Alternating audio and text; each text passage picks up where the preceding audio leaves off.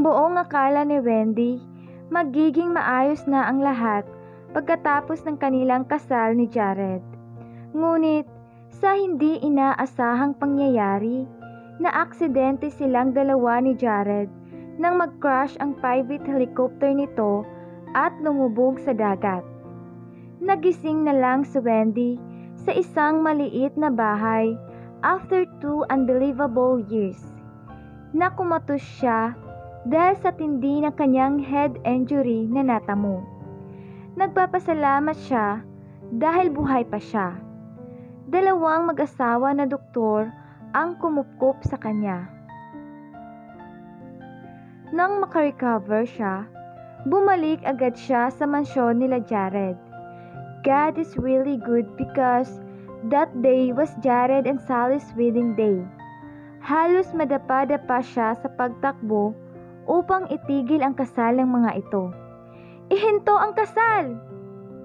Lahat ng tao nagulat sa kanyang pagbabalik. Wendy? Laking gulat ni Jared nang makita siya nito. Hindi ito makapaniwalang buhay pa siya. Mr. Billionaire's wife is back. Akin lang ang asawa ko. Makakayanan ba ni Wendy harapin ang mga bagong challenges sa buhay nila ni Jared?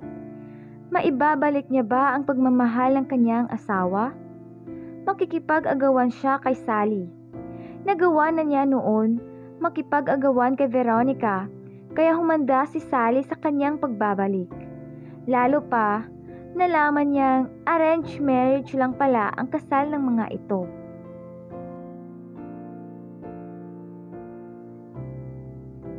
My God, Jared! Anong nangyayari? Takot na takot si Wendy dahil umusok bigla ang makina ng private helicopter ni Jared. Damn it! He cursed hysterically. Nagdasal agad si Wendy dahil nagsimula nang mag-apoy ang makina ng helicopter. Jared! Diyos ko! Ayoko pang mamatay, baby! She was so scared. Pakiramdam niya, ito na ang katapusan ng kanyang buhay. Lord, wag naman po. Ginamit nila ang private helicopter nito upang pumunta sa Palawan Beach kung saan sila nakaplanong magbakasyon. Ngayon ang kanilang first wedding anniversary. They were happily married. Pinaplano na din nilang magkaroon ng anak. Baby ko, tatalon tayo. Tinanggal ni Jared ang kanyang seatbelt. May pagmamadali sa bawat kilos nito. Dalawa lang sila sa private helicopter nito. Ito ang piloto. Ganito sila sa tuwing gusto nilang mamasyal sa iba't ibang lugar. Naging hobby na nilang mag-asawa ang maglibot sa iba't ibang lugar gamit ang kanilang private helicopter. Ngunit, ngayon lang nag-malfunction ang private helicopter nito. Bigla na lang nag-overheat ang makina ng helicopter at umapoy iyon. Haha? Ayoko! Please, Jared! Ayoko! Takot siya, baka pagtalo nila, kainin sila ng mga pating. She hates sharks. Kahit marunong silang lumangoy, wala pa rin kasiguraduhang mabubuhay sila. Paano kung madaming gutom na pating ang naghihintay sa pagtalo nila? Masusunog tayo ng buhay dito kapag hindi tayo tumalon, baby. Please, just trust me. Halata sa boses ni Jared na natatakot na din ito. Hinawakan ni Jared ng mahigpit ang kanyang kamay. Walang magawa si Wendy kundi umiyak ng umiyak. Hinawakan niya din ang kamay nito. I love you, baby. If this will be the end. Huwag mong sabihin yan, baby. Makakaligtas tayo. Just trust me. Niyakap siya ng mahigpit ni Jared. I love you so much. Hagulgol niya. Hinigpitan niya ang pagyakap kay Jared. Jump! Sigaw ni Jared at tumalon sila ng sabay. Napapikit na lang si Wendy nang lumubog siya sa dagat. Tumama ang kanyang ulo sa isang matigas na bagay at unti-unting nawala ang kanyang malay. "Wendy, nasaan ka?" sigaw ni Jared. Palutang-lutang si Jared sa karagatan habang hinihintay niyang umahon si Wendy. Ngunit labis na takot ang kanyang naramdaman dahil hindi ito lumulutang. "No, baby! Please, where are you?" Sigaw ng sigaw si Jared kahit halos isang oras na siyang palutang-lutang sa dagat. Sumisisid siya sa ilalim ng dagat upang hanapin si Wendy, ngunit hindi niya ito makita. Iyak siya ng iyak at parang mababaliw siya dahil kahit saan siya tumingin, walang bakas ni Wendy. "Mahal ko, wag mo akong iwan." Labis ang paghagulgol ni Jared. Parang pinanghihinaan na siya ng loob, ngunit hindi siya sumuko. Lumangoy pa din siya sa ilalim ng dagat dahil baka nandoon si Wendy. Ngunit halos maubos na ang kanyang lakas, hindi niya pa din makita ito. Napatingala siya sa langit nang dumating ang kanyang mga rescuer. Nakatanggap siguro ang mga ito ng signal na nag-crash ang helicopter na sinasakyan nilang mag-asawa. Bumaba ang 4 na rescuer upang sagipin siya. "No! Hindi ako aalis dito hanggat hindi ko nahanap ang asawa ko!" Halos paus na ang kanyang boses sa pagsigaw mula pa nang mahulog sila ni Wendy. "Boss, kailangan nyo nang sumama sa amin. Kami na po ang bahala maghanap kay ma'am. Sharks area po itong pinagbagsakan ng inyong helicopter, kaya delikado po dito." "No, no! I will find her! Kaya ko pang lumangoy!" Pinilit siya ng mga ito na umakyat sa lubid, ngunit hindi niya pinansin ang mga ito. Sumisid muli siya sa ilalim ng dagat upang hanapin si Wendy. Natakot siya dahil hindi nagsisinungaling ang mga rescuer. He saw a shark. Mukhang nabulabog ang mga ito dahil sa ingay na dulot ng helicopter ng mga rescuers. Nilabanan niya ang kanyang takot. Handa na siyang mamatay kung wala na si Wendy.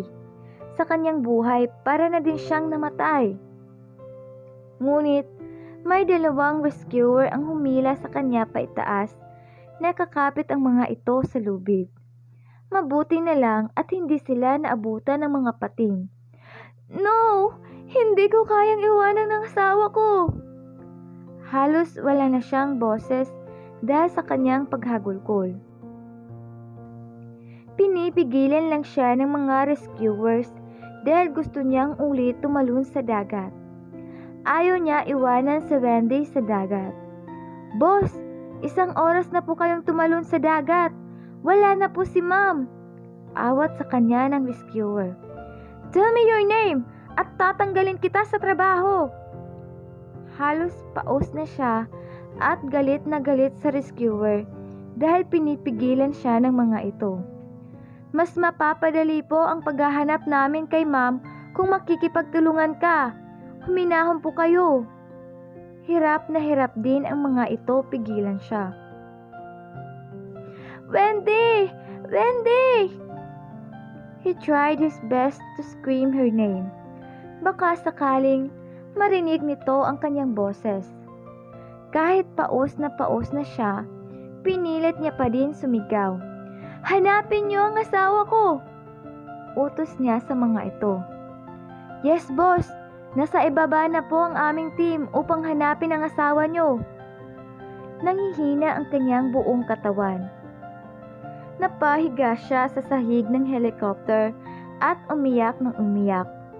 Ngayon niya lang naramdaman ang ganito. Para bang isang masamang panaginip ang nangyayari sa kanya. Hindi niya kayang mabuhay nang wala si Wendy. Madaming rescuers ang naghahanap kay Wendy sa pinagtalunan nila. Ngunit Lumipas ang 2 oras, wala pa ding nakita ang mga ito. Halos mawalan na ng pag-asa si Jared na makikita niya pang buhay ang kanyang asawa. Dahil 1 buwan nang pinaghahanap ng mga rescuers ang katawan nito. Nakasakay sila sa isang private plane. Kasama niya ang kapatid ni Wendy na si Jason upang sumama sa search and rescue operation sa paghahanap kay Wendy. Halos araw-araw nandito si Jared gamit ang kanyang private plane. Malaki ang binawas ng kanyang timbang dahil nawalan na siya ng ganang mabuhay. Para bang walang saysay lahat ng kanyang pera dahil ang nag-iisang babaeng minamahal niya ay nawala ng ganun kabilis lang. Boss, may nakita na pong bangkay. Nakayuko ang rescuer sa pagbabalita sa kanya. Alam niyang awang-awa ang mga ito sa kanya tuwing binabalita kasi ng mga ito na walang nahanap ang mga ito, humahagulgol siya. Napapikit na lang siya dahil pakiramdam niya, iyon na ang pinakamasamang balitang narinig niya. Namanhid ang buong katawan niya, parang hindi siya makahinga. Umiiyak din sa kanyang tabi si Jason. Kuya, wala na si ate. Iniwan na niya tayo. Doon na bumigay ang kanyang damdamin. Tatayo sana siya upang tignan kung si Wendy nga ba talaga ang bangkay na nahanap ng mga ito. Ngunit nanginginig ang kanyang tuhod, kaya bumagsak siya sa sahig. Yung baby ko! Yung baby ko! Humagulgol siya habang pilit siyang tumatayo. Dalhin niyo ako sa kanya! Parang mawawalan siya ng malay dahil hilong-hilo siya. Halos gumapang na siya upang puntahan lang ang bangkay nito. Naaagnas na po ng husto ang kanyang katawan. Doon na siya sumigaw ng malakas. Wendy! Bakit mo ako iniwan? Unti-unti nagdilim ang kanyang paningin dahil sa labis na kalungkutan at pagluluksa. Hanggang sa hindi na kinayanan ng kanyang katawan.